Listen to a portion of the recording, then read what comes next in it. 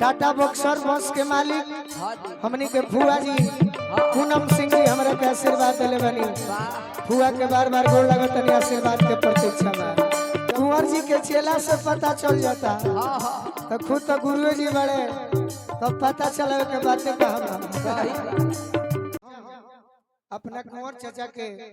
बहुत रास्ता सुनू भैया मैंने जब प्रोग्राम खत्म होके चाहे जाए बाजी होके तो कुंवर चाचा के सुनत सुनत जाइले कि कौन यहाँ के बात कहतनी कौन प्रसंग गावतनी कौन लयदारी गावतनी। चंदनवा हमर चेला चंदन भोजपुरिया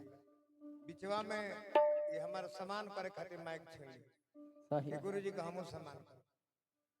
देखो हम विश्व स्तर के भोजपुरी सुननी आज ख्याति प्राप्त फिल्मी स्टार वगैरह सब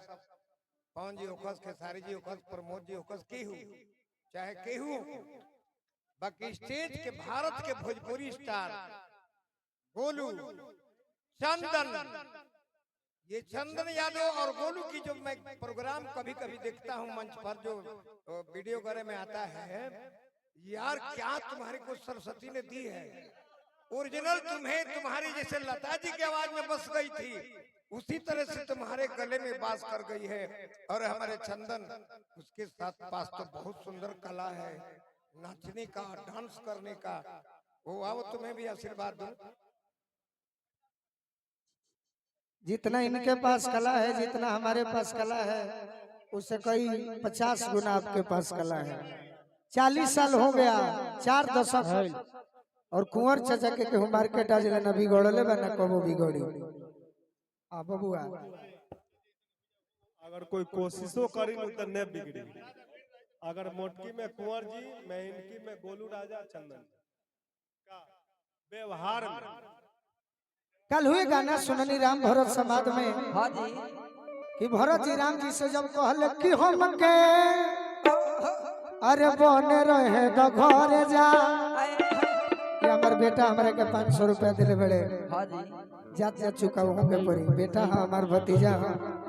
खूब आशीर्वाद बा कि हम के अरे बने रहे तो घर जा हमार भैया जी नहीं फिर नाथ तो ले लो हमरों के साथ जैसे 3 वैसे 4 हो हमार भैया जी शत्रुधन संगे हम वन में रहब हरदम राखबी भाई के दुलार हो हमार भैया जी। पियावा प्रदेश बड़े रूपा पिया प्रदेश बड़े मेहरारू घरे बिया आते पर जब शीतलहरी परतिया जानी चाचा तो कहतिया अरे बड़ा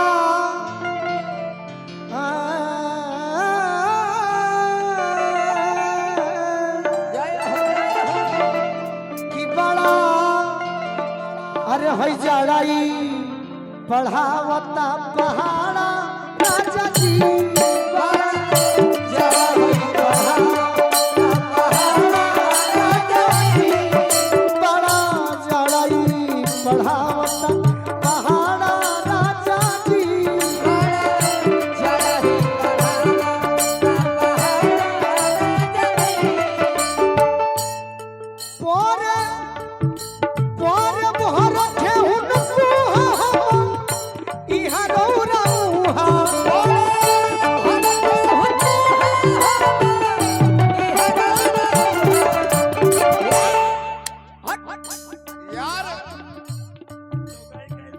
चौगाई स्टेट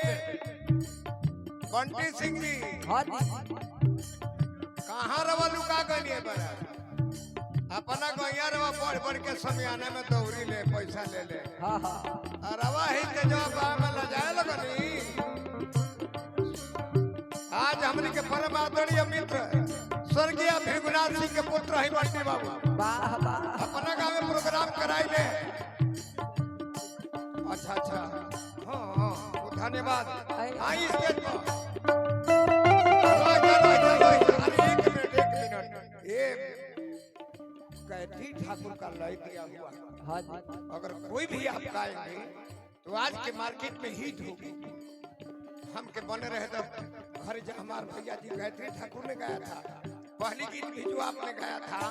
वो भी कैथी ठाकुर की गाई हुई गीत थी।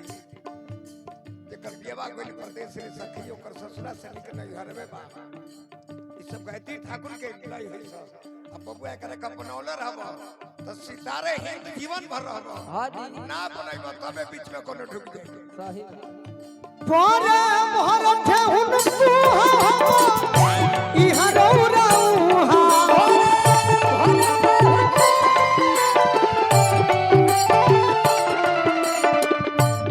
अरे आवो होता सुबह जवानिया कबाड़ा राजा जी होता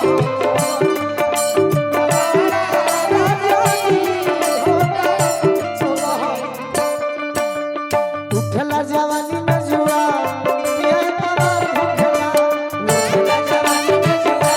पिया तमार भुखला हो तमार भुखला हो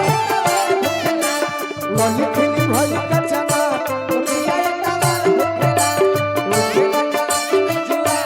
पिया तमार भुखला होता सुबह जवानिया कबाड़ा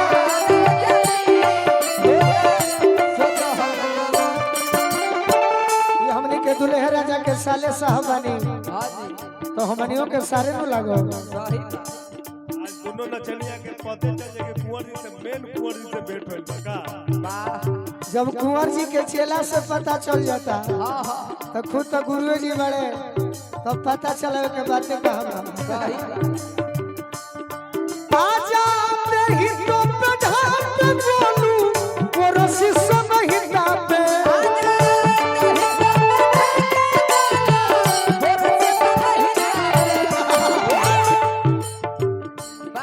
आजा ही तो प्रधान बोलू कोरसी सब हिता पे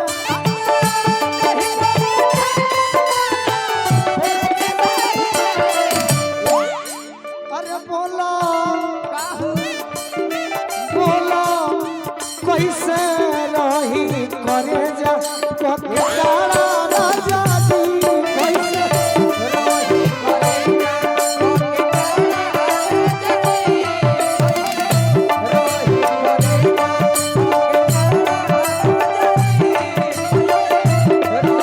और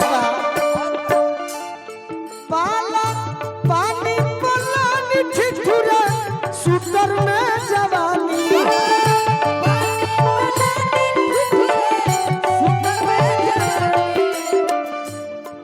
टाटा बक्सर बस के मालिक हां जी हमनी के फुआ जी पूनम सिंह जी हमरा के आशीर्वाद दिले बनी फुआ के बार बार गोर लगत तनी आशीर्वाद के प्रतीक्षा में पाला पाला पानी पलानी ठिठुरा अरे सुतर में जवानी ए कुंवर जी ए चाचा शिकारी जी आवना दुवरिया का होई